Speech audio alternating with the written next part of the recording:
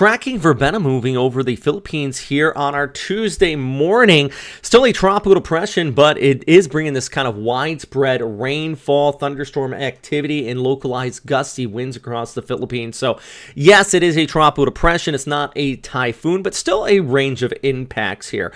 I'm meteorologist Robert Spett. I always do my best to give you the latest information, breaking down what's happening out here across the Western Pacific. And of course, today, it's all about this storm system. So let's talk about it. And first off, it's a mixed bag. I have been getting reports from people who are saying, oh, we're getting a lot of rain, but no wind. And then at the same time, people are saying, especially closer to the center, it's windy, but not a lot of rain because there is that tighter wind gradient near the center. But there's really convection is flared out away from it. And that's really why this is a tropical depression. I've been saying don't concentrate on the center line. And a clear example of that is this. And a lot of people are asking, what just happened here? Did the storm make a right-hand turn and then pass over Cebu City and then move to west? No. Go back to the satellite picture. Take a look at the big old gap here. Now, what probably happened, based on my analysis, is that the center was tracking like this, and then it hit Bohol here, and the center more or less split around the island. Just that's what happens with disorganized lows that are relatively weak. The mountains will tear them apart. So the center didn't like shift, it just relocated. So this one became a bit stronger than the southern one, and it just goes back to showing that it's not about the center line with this storm system, something we've been saying for a week now since we've been tracking this. It's going to be about the broader impacts, especially with the heavy rainfall. And if we look at the windy graphic here, you can see not really a tight low-level center at this point. It's just this broad influence interacting with the shear line towards north, the northeast monsoon throughout the day here on Tuesday. Now, as we go ahead into Tuesday evening through Wednesday morning, this is going to be wrapping up, and it will become a lot more tighter and probably become a severe tropical storm at that point west of Palawan, but it is moving away. But with that said, we still have that shear line interaction and inflow on the back side of it, which is going to continue to bring actually heavy rainfall for places like northeastern Luzon. See the 5-day rainfall out here, still parts of Cagayan and Isabela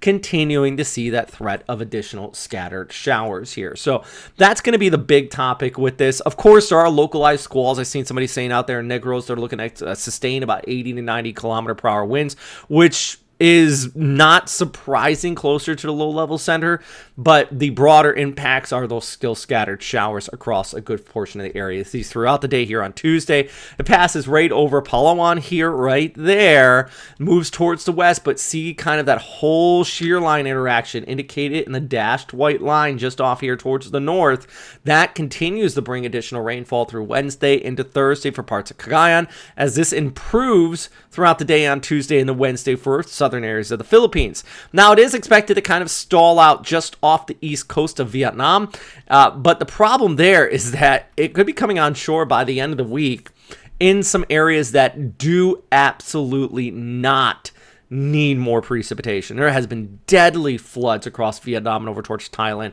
due to the already ongoing monsoonal impacts here. Same as the shear line that's impacting northern Luzon has also been impacting Vietnam. So last thing they need is a landfalling tropical system to just impact. And the same thing for today for the Philippines. I mean, we were looking at showers over Cebu where we're still recovering from Tino and heavy rainfall. In the Cagayan Valley, still recovering from Uwan, and water levels are already high on the Cagayan River. So more rain is obviously problematic, and this is going to continue to be the issue here as it drifts off towards the west. I mean, we can even look at the satellite picture for places like Manila, actually looking at an increase in rainfall. You see that right here. May not be raining yet, but if you're watching this soon after I posted it, look at the big bulk of convection here. I mean, I already showed this on the model guidance, it picking this up, but I mean, you can't mistake this big area of thunderstorms heading west towards Manila. So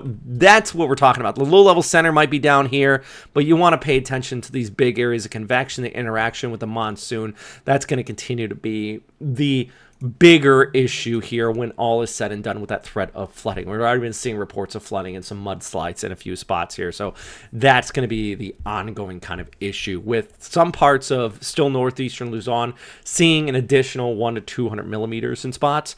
But out there across western Visayas, northern areas of Palawan, you're going to be looking at heavy rainfall, just very sloppy, continuous, windy conditions and scattered showers. A solid tropical storm there in Palawan, where you're going to probably see signal force 1, maybe 2 issued, just due to the system passing just towards your north. So here's the forecast for Wednesday. Obviously, rainfall across a good portion of Visayas, Palawan.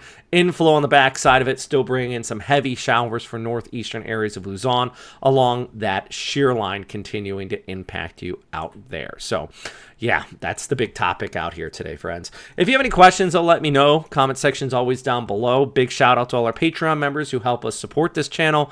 And if you want to become a Patreon member, check out the link down below. It truly does go a long way. There's like a $2 a month option, which if a lot of people sign up for $2 a month, it adds up, and it really does allow us to continue to make these fantastic graphics. And also, and I'll be quite honest with you, if it wasn't for our Patreon, a lot of people requesting the support and the feedback that we get on this, I probably would have stopped it a long time ago. I'm doing this for almost 20 years. I get tired. Maybe not stop, but not as often. For example, today, I got tea here, and I've been drinking soup because I just don't feel great today. But we have a tropical system, and I feel like a lot of people want this information, and hopefully it does help some of you out here. So that's the big thing. A little rant at the end there, but I think the number one thing right now is just continue to follow your official agencies, because I'm not, and like I said right there, I can only put these out so often. But Pagasa does a great job. They're some of the best in the world at forecasting these systems, and make sure you follow them and give them their due credit. Also, just look at the broader picture. Can't stress enough. Yeah, the low level center is important. Of course, we want to track that. But, oops, I hit the refresh button. There we go. The low-level center is important. We want to track that, but just remember the broader impact. So if you look at this and you say, okay, it's going to pass north of Palawan, where, of course, they're going to see tropical storm strength conditions around El Nido there and northern areas of the island. But all that convection I was just showing in the satellite picture is not even remotely close to the cone of air. So just don't get hung up on the cone of air with this one, and don't think, we're not going to get any rain. The center's down here. Nope. And that's where I think a lot of people go wrong. And that's part of the education part of this, and part of, trying our best to keep people posted and just informed on what these storm systems do, what they mean in the forecast, and how they impact you wherever you are. So as always, thanks for watching. And number one thing, of course, friends, is stay safe out there. All right.